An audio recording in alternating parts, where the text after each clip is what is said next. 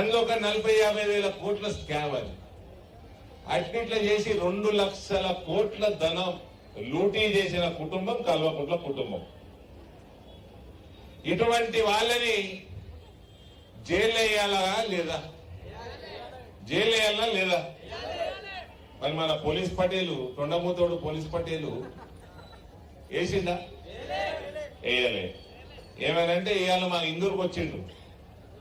మా ఇందూరుకు వచ్చి అరవింద్ నన్ను బాగా అడుగుతాడు. ఇంతకు ముందేమో ముఖ్యమంత్రి కాకంటే ముందేమో గుండు అంటుడే.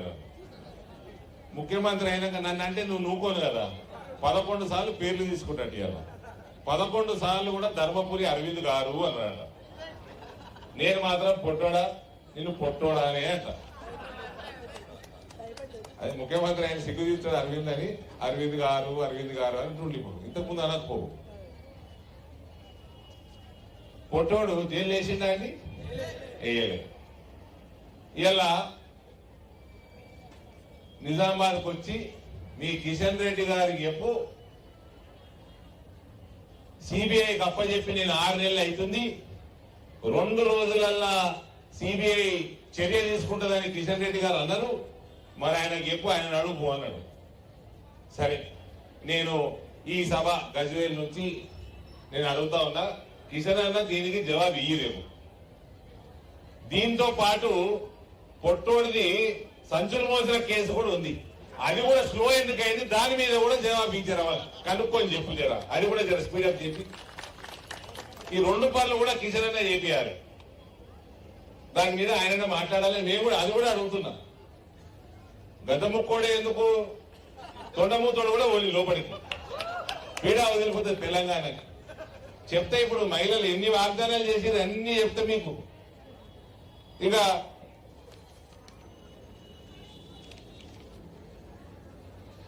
సిబిఐకి ఎప్పుడు అప్పచెప్పిండండి? 2 సంవత్సరాలు. అదేమో కమిటీ వేసుకోండి, ఘోష్ కమిటీ, అంతే కదండి మేడం? పీసీ ఘోష ఏదో ఉండే, ఘోష్ కమిటీ. ఆ నివేదిక ఇచ్చింది ఒక సీనియర్ జడ్జు ఘోష్ గారు. ఆయన పేరు మీద కమిటీ వేసి కాళేశ్వరంలో అడ్డంగా దోసుకున్నారు కల్వకుంట్లోని రిపోర్ట్ ఇచ్చినాక నువ్వు చర్య తీసుకునే సమయంలో చర్య తీసుకోకుండా కేటీఆర్ దగ్గర ఎన్ని వేల కోట్లు మింగినావు రేవంత్ రెడ్డి, దయచేసి ప్రజలకు చెప్పు. నువ్వు ఎందుకు చర్య తీసుకోలే? నువ్వు చర్య తీసుకునేది లేకుంటే ఎందుకు నువ్వు కమిటీ చేసినావు? 2 సంవత్సరాలు టైంపాస్ ఎందుకు చేసినావు? ఇలా ఈ కార్ రేసు అల్కగా కేటీఆర్ చేరిపోతాడు. ఎందుకు చర్య తీసుకుంటలేవు? ఫోన్ ట్యాపింగ్ కేసు, ఎంపీల ఫోన్ ట్యాపింగ్ లేని, మంత్రుల ఫోన్ ట్యాపింగ్ లేని, వీళ్ళందరూ ఫోన్ ట్యాపింగ్ల మీద నువ్వు ఎందుకు చర్యలు తీసుకుంటలేవు? కుల్లా పోలీస్ డిపార్ట్మెంట్ చెప్తూనే ఉన్నది ఫోన్ ట్యాపింగ్ లేనే అని. నువ్వు ఎన్ని వందల కోట్లు, ఎన్ని వేల కోట్లకి లాలూచి పడుతున్నావు రేవంత్ కల్వకుంట్ల దగ్గర?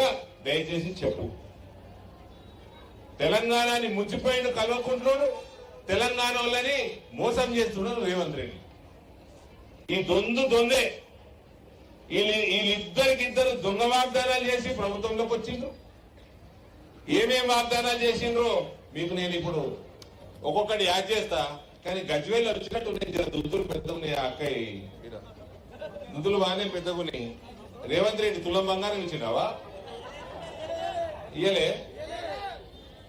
తులం బంగారం రేట్ ఎంత ఇప్పుడు? 1,60,000. ఆ పొట్టోడు ప్రామిస్ చేసినప్పుడు ఎంతుండే? 78,000 ఉండే. డబల్ అయిపోయింది. ఇప్పుడు ఇస్తారంటవా? రైతులకు రుణమాఫీ చేసిండా? రైతులకి రైతు భరోసా ఇస్తున్నాడా? వీళ్ళు వరుతున్నారు. మీకు 4,000 రూపాయలు నిరుద్యోగ భృతి ఇస్తున్నాడా?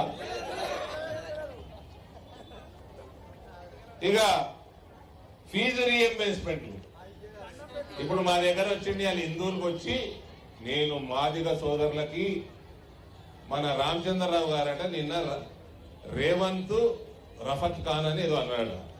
రామచంద్రరావు గారు ఏదో పేరు పెట్టిండు, ముల్లా పేరు పెట్టిండు. అసలు మీ అందరు తెలియదు. ఈ 4% రిజర్వేషన్ ఇస్తా అంటుండు నిన్నటి నుంచి. అసలు సంగతి ఏంటంటే రేవంత్ కూడా సుంతి అయిపోయింది.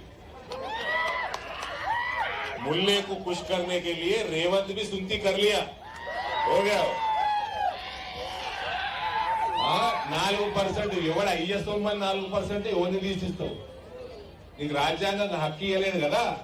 హిందువులదే 4% కట్ చేసి నువ్వు తుర్కోలకు ఎట్లిస్తావు? నీకు ఓడిచ్చిండు హక్కు, నీకు ఓడిచ్చిండు హక్కు. ఇక హిందువులకు వచ్చి నేను మాదిగ సోదరులని ఇవి చేసిన, మాదిగ సోదరులకు అది చేసిన అని చెప్పి నన్ను రేవంత్ మాదిగ అనండి, నేను గౌడ్ సోదరులకు ఇట్లా చేసిన అట్లా చేసిన అని నన్ను రేవంత్ గౌడ్ కూడా అనండి అన్నాడు. ఏం చేసినావు? లొట్టపీసి చేసినావు. ఏం చేసినావు? ఏం చేసినావు బ్రదర్ చెప్పు? మాదిగ సోదరులకి ఏం చేసిండు? కనీసం ఎస్సీ ఎస్టీ బీసీ పిల్లగాళ్ళకి, మాదిగ మాల సోదరులకి, వాళ్ళ పిల్లగాళ్ళకి కనీసం ఫీ రీఎంబర్స్మెంట్, ఫీ స్కాలర్షిప్లు రీఎంబర్స్మెంట్ ఇచ్చే పని కూడా చేయలేదు. వాళ్ళకి చదువు కూడా చెప్తలేడు.